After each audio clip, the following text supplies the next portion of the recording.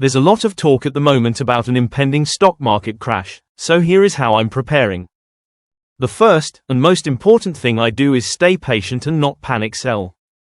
It's almost inevitable that every time the market crashes, many people panic, and sometimes sell shares at a loss.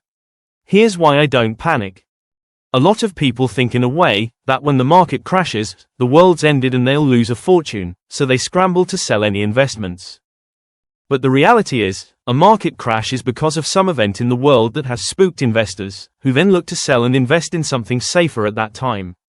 Reflecting on some recent market crashes, one thing that is consistent is that after each crash, the stock market recovers and often goes on to hit new highs. That's why I don't panic.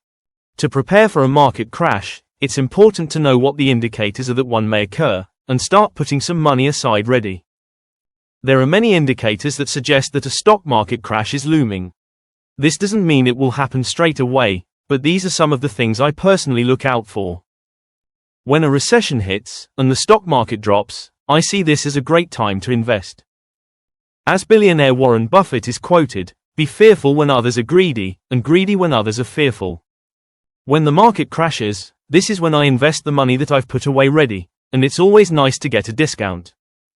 The next thing I do is to invest the same amount regularly, also known as dollar cost averaging. Dollar cost averaging is a strategy where an investor regularly buys a fixed amount of a specific investment, regardless of its price.